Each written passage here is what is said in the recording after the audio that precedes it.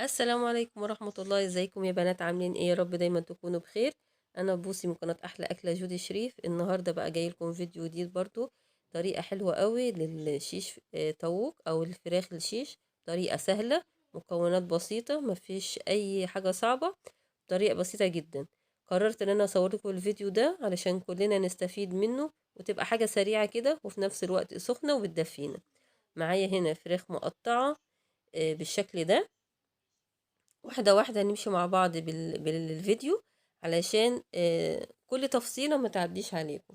ما تنسوش بقى تعملوا لايك وشير وتعليق حلو كده جميل يحفزنا ان احنا نعمل فيديوهات كتيرة. بسم الله نبدأ الفيديو. معانا هنا بقى نسيت اقول لكم الاول ازيكم يا اصحابي عاملين ايه. انا بحب اشكركم جدا على الفيديو اللي انتوا تفاعلتوا معاه بتاع في تتبيله الفراخ، وشكرا على كل اللي كتب لي كومنتس حلو جدا واللي عمل لي لايك. فالنهارده برضه انا اللي هعمل الشيش طاووق. احنا معانا بس انا اللي هنا. جهزت كل حاجة يعني. ماشي، بس انا اللي هحطها. لا اعترفي، انا اللي جهزت كل حاجة ولا لا؟ ماشي، وانا ايوه اللي ايوه. تبلتها. بس انا اللي قطعت الخضروات. اوكي، انا هقول الاول التتبيلة: م. ملح وفلفل اسود وسبع بهارات وبابريكا وفراخ مقطعة مكعبات وملح وكوباية زبادي وبصلة مفرومة وتوم مفروم وبصل وتوم باودر وفلفل ألوان وبصلة مكعبات. ومعايا هنا بعمل رز بالخلطة. عايزين تعملوا رز بالخلطة جنبيه، عايزين تعملوا بطاطس محمرة أو تعملوا مكرونة، اللي يريحكم. نرجع تاني لجودي، تفضلي. احنا بقى هنا هناخد الخلة بتاعت الشيش طاووق بس الأول لازم نبلها عشان ما تتحرقش.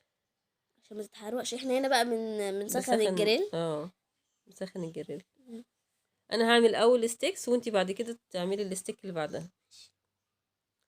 خلصي بس تقطيع فلفل. الفلفل الالوان. انا بحب اقطع فلفل الالوان قوي. وكمان انا اللي قطعت البصل عشان انتي بتدمعي من انا البصل. بكراي من. دي نجودي اللي بتقطع انا جهزت الستيكس وغسلتها بميه، او معنى اصح يعني نقعتها في شويه ميه. عشان ما تتحرقش. بالظبط. وهنا انا برضو قطعت البصل. بنطلع واحده واحده كده علشان نجهز بقى نبدا ان احنا نحط في الاسياخ.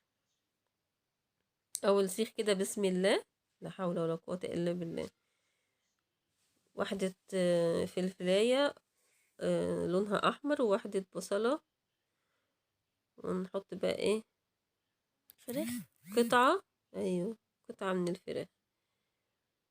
تقطيعة الفراخ لما تبقى متقطعة مكعبات بتبقى سهلة جدا.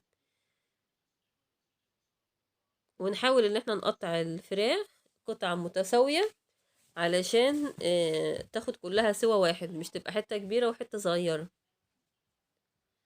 الفراخ دي انا متبلاها، قعدت يوم بليلة في التلاجة.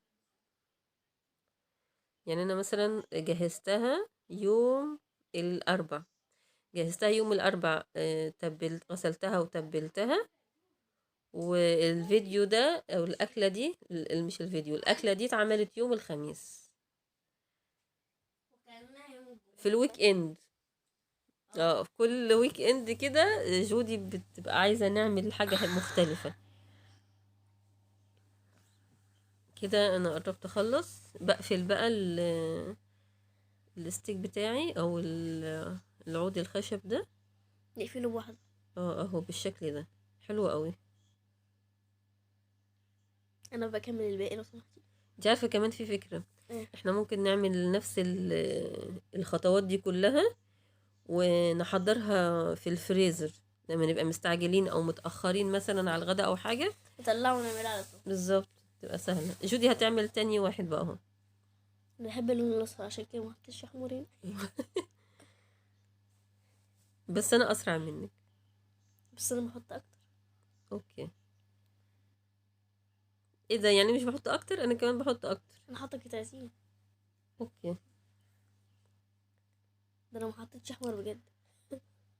مش عارفه انت ماله لونه مش احمر؟ عارف. عندك مشكله ولا حاجه؟ هو انا بحب الاصفر. طب اقفلي بقى في الاحمر طيب. اهو قفلتي قفلت بالاحمر، بالاحمر. برافو. اسرع شويه، اسرع اسرع.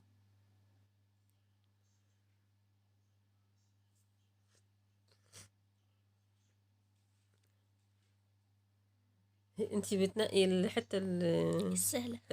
السهلة ان هي تبقى سهلة لما اصل في عظم هنا. على فكرة نسيت اقول لكم الشيش ده واخدة منه يعني من الورك ومن الصدر، عشان الدهون اللي بتبقى في الورك والصدر ما يبقاش ناشف قوي، يعني ميكس بين الورك والصدر.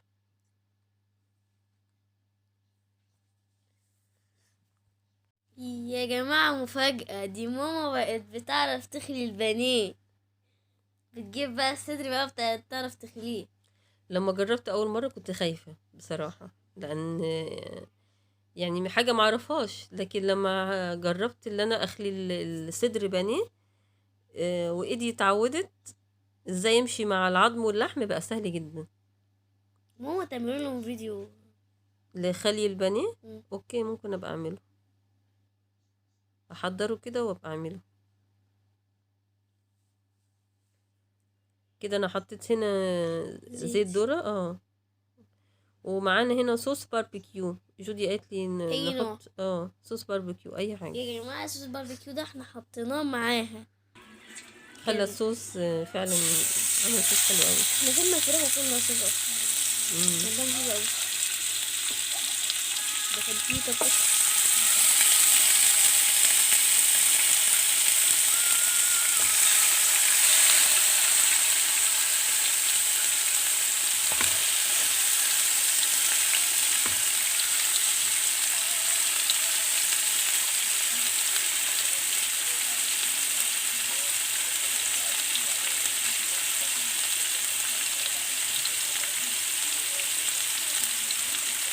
لو مش متوفر بقى يا بنات الجريل اللي زي موجودة دي، هنحط في اي قالب بتاع فرن وندخلها في الفرن، او نحطها برضو على عين البوتاجاز كده. لو مش متوفر عندكم الجريل قبل ما اجيب الجريل دي انا كنت بعملها في الاول في القالب بتاع اللي هو بتاع الفرن عادي جدا.